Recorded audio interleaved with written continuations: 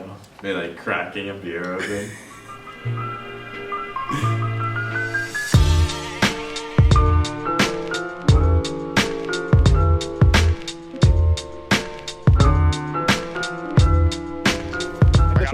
Head Ghost Rock right now. Bomb, that bomb, one shot. Top clip flash guy. Let's go. Good shit. Good shit, guy. Oh, baby. So the COD World League went very well this past week. We played two good teams. The first team I would consider a top 4 team. Second team I'd consider top 6. So the first we played was Rise.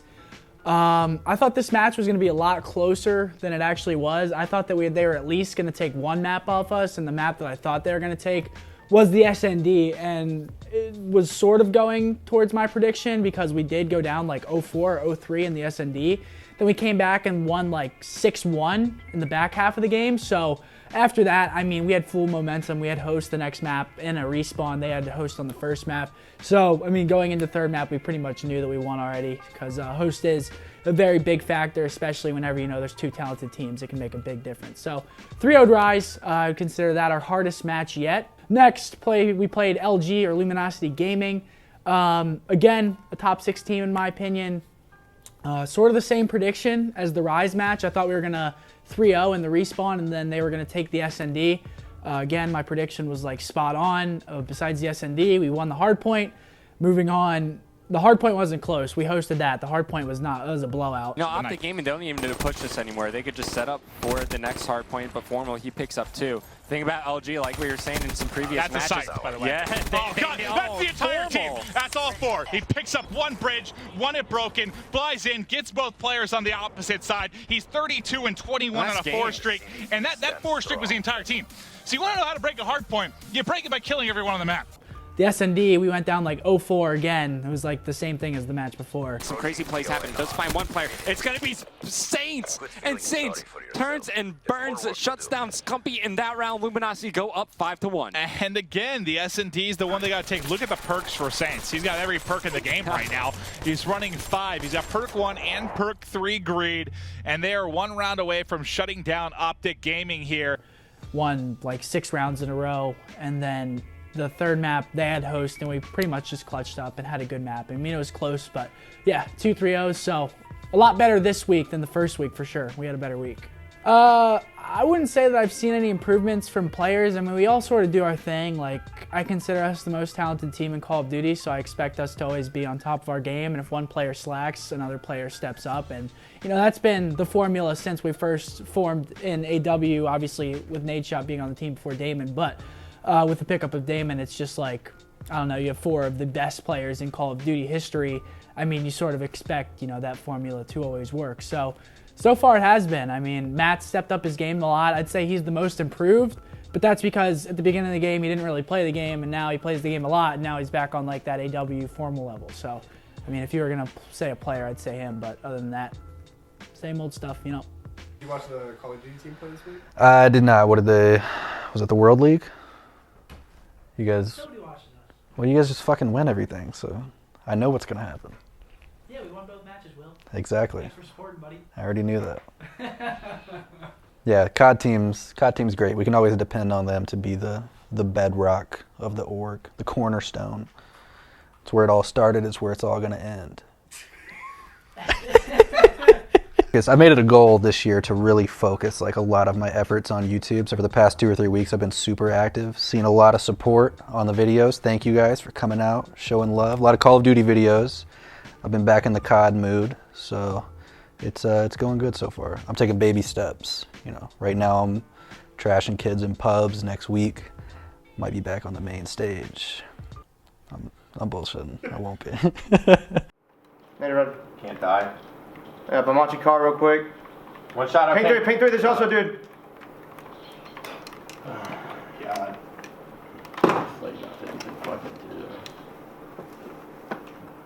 Yeah, we had to fly in at those blue guys. You guys just go. We're just sitting there like fucking. Like we have to know that we're gonna have to just trade.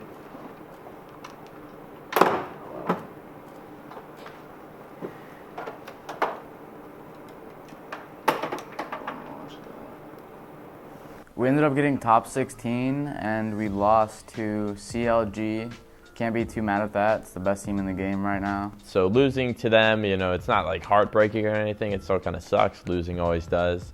But yeah, the tournament, I guess, pretty much went as everyone expected us to lose to CLG. We had some, game 1 was really, really close. We could have pulled it out. Game 2, they just kind of beat us in the Slayer. So it kind of, I hate to say it went as expected, but CLG is the best team in the game right now. So, you know, we took the loss to them. So Assault leaves after cup number 4. He heads home. Stellar starts texting him at one point, and we think of 2 things. He's either asleep like he usually is, and when he's super tired, and then it's just impossible to get in contact with him, or something might be happening. Didn't really have plans of making a team change. Then randomly we heard Cleat was thinking about leaving for another team because he got an offer. Damn. Wait. Where'd you see Ola retired? Diesel tweeted it. Wait, so are you just assuming Cleat's joining them? Yeah. You fucking came in here like that was an actual thing. I don't know. I don't think, because Cloud literally texted me last night that he wanted me to join in place of his thing. Okay, I get that. But I don't. There's just too many people saying that he's going to Envy. And there's just no way that he would have... Did Ola say anything about that? But Formal actually. Wait. What did Formal say? Wait, did you say you heard something about Ola retiring? Besides the Tyler Hoy tweet? The people were actually saying he is. No, Formal said he only saw the tweet. You want to do that? Do you want to ask Brad about it or what?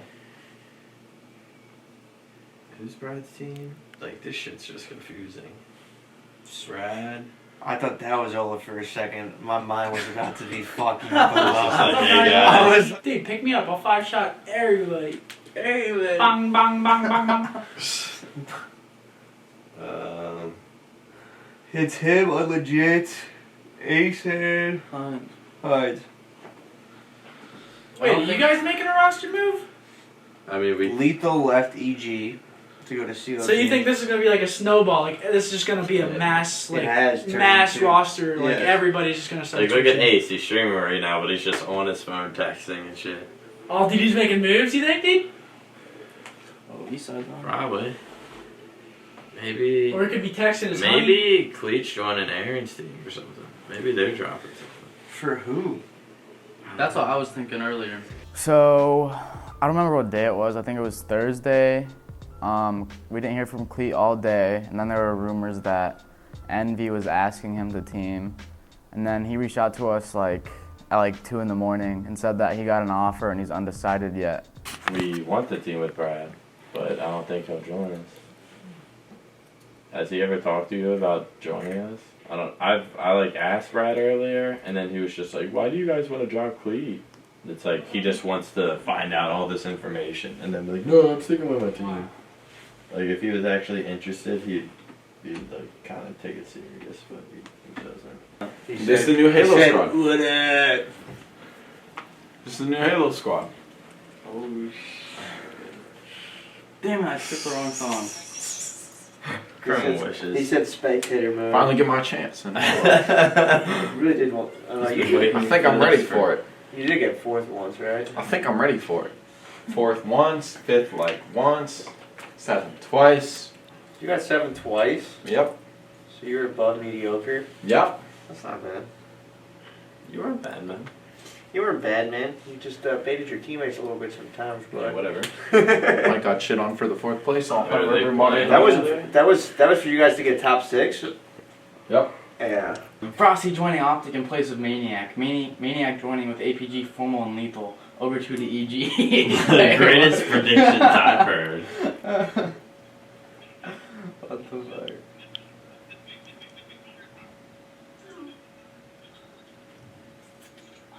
Okay, so Cleat is being shady. About a day or two later, I got a Skype message from Spartan while at lunch with Mike, Nick, and Bose. I showed it to Mike. it was him offering me a spot on Renegades or Leftovers, and I would be competing at X Games, and I could not turn that offer down. You know, I tend to just block out a lot of the comments that I get last week, specifically with the fall of the OpTic Halo squad, and subsequently what ended up happening throughout the week with with Cleat talking about talking about leaving maybe, and then Braden for sure leaving 100%. At least Braden, it was a little bit easier because he actually texted me. Well, he told Mike, he's like, hey, I want to text. I want to tell him what the offers are on the table and then go from there. So when he texted me, I told him, like, look, man, I'm never going to hold anyone back from getting into a better position. And, he saw an opportunity to go play with, I don't even know the name of their team, but he went and left. And I'm not mad. I mean, he's still here. We get along with him. He's a good kid. He's a really, really good kid. The vibe of the house since Stellar left the team, it hasn't changed. Like, the thing that people don't understand, and I mean, it is difficult looking from the outside in, and if you don't understand how these team changes work, and you don't understand, how people are talking to each other when they happen, like, I'd say a very, 1 to 2 out of 10 times, it's like somebody just straight sketches without saying anything, and just, leaves the team, cold turkey cut, I'm gone. It really rarely happens. So with Stellar, I was on live stream when I heard about it back in my house, not here. And I was saying to my stream, I was like, I guarantee you guys that they were doing something. Stellar got a text or a DM, whatever it may be, that there was a team that wanted him to join. He showed his teammates currently, OpTic Gaming, not his former teammates. And he was like, what do I do? And I guarantee you they said, that's a better move. That is what you should do. He got offered from a team that that they thought was better. And you can't really turn that down, whenever it's your livelihood and whenever you're trying to win this money. I mean, with Halo, I don't know too much about the scene, but I know that this $2 million tournament is it. So you gotta perform at this. You gotta qualify and you gotta perform there if you're looking to get your paycheck. And people have bills. It's how it is. The betrayer of friendships. Who are you playing with? He's scrimming with his new team. Who the fuck? You scrimming with the new team for the Mike? The fuck? This dude has no heart, no respect. Unbelievable, Braden. You didn't even bring in you didn't even throw out the garbage while you were here. Fucking traitor. What? I would say I was gonna miss you, man, but we didn't spend that much time together. It was a lot of fun grinding the game with those 3 guys. They're really funny and fun to be with. And then being in the house was a great experience as well. I don't know, I've never really been out on my own before, so that's a first. And then all the support on Twitter from the Green Wall was just amazing. Anything else you want to say? I'll be back. I don't know, who knows? You accepted the offer. Cleat ended up just parting ways with me and Mike, and that just left us looking for 2. Today's cup, we've made that last minute pickup of picking up Fear Itself and Posey.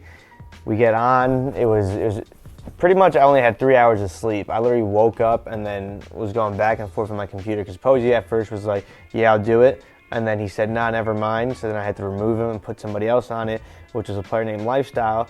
And then Posey came back to us, was like, no, actually, I'll do it. So then I had to remove him and then another one. So I was going back and forth through 5-minute intervals of power naps and just coming back to my computer, getting a new text message. Oh, add him, remove him, add him, remove him. So that was the start of my day. And then started playing, was warming up. We get our first match. We have our first round bye, so we're in round number 2. We go into the match. Literally the first game, I go 13-0. Fathom, flag. We win 3-0. I want to say in 3 minutes, 3:30 possibly. And then we're just like, these kids this is a walk in the park. Game 2 comes up. Our teammate lags out, and whenever you lag out in a Slayer, it's an automatic DQ. So the other team ends the game. They take the win 1-1, even though we were winning. Top snipe, blue side catwalk.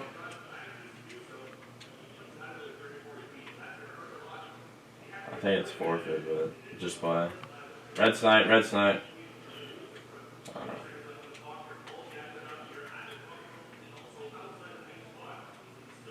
Awesome. the whole time Posey, which was the teammate that was lagging out, he was saying he was getting hit offline. I was like, it's probably just your internet, you know, like I doubt anyone's really hitting you right now.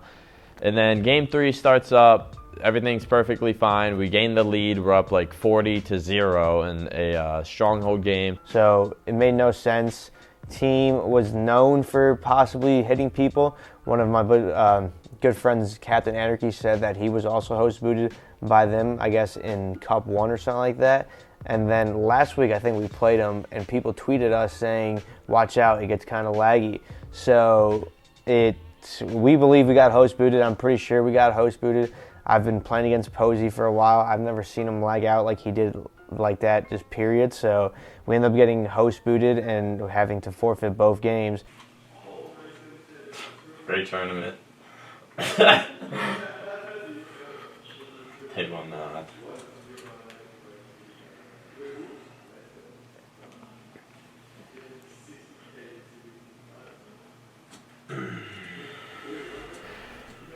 It's upsetting just because I'm not sure where my Halo career is going to go from this point on.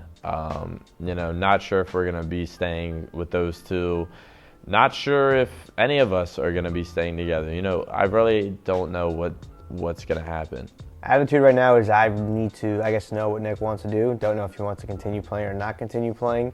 That's going to be up to him. I do have a team that I'm kind of thinking about to go play with for this last chance qualifier, just because if he doesn't know and he's going to take a couple days to think about it, then I want to be playing with these guys as quickly as possible. There's only 1 week left until the next Sunday. That is when the last chance qualifier is, and I want to be most prepared as I can with these guys, since I've only played with Fear Itself a little bit, and these other guys never really in any team environment. So I want to be able to go over stuff, and I want to fight for that 16 spot. To the green wall, I know people root for us, people want to see us win. So it's definitely like I have genuine fan friends. They're my friends, but they're like huge fans of OpTic, and so they definitely want us to succeed. And it sucks not being able to really bring something big to this organization, or I don't know, just to ourselves as people, me, Flame Sword. You know, it sucks not to be able to bring something big back to the green wall, or, you know, consistent top placings. You know, it sucks just to kind of be in this shitty situation that we're in now. So a little apology for them, but you know, it sucks. Yes. Nice. Fucking good. And we're in this first match 16-8 for OpTic Gaming in favor of against Winterfox. Honestly, I think I'm a curse, man. Ever since Hex knows too, Ask Hex, whenever I watch match, it was the same thing at COD Champs with the Call of Duty team. When I'm watching, just bad shit happens. I didn't watch the first match, and we won 16-8. I came back to the house. We lost the second map because I was watching. Lost the third map because I was watching. So I don't know, man. I don't want to put it on myself, but I think I'm partly to blame for the team losing. Upshot miss. Shut down. So good on pass. No one seeing even 50. He gets headshotted down, and that's it. Winterfox wins this one, gets the upset against OpTic Gaming on this third map, 16-10, and they move on to the finals against Games of Canada. Watching the Counter-Strike matches, it was disappointing. I mean, you never want to see your team lose whenever it's under your organization.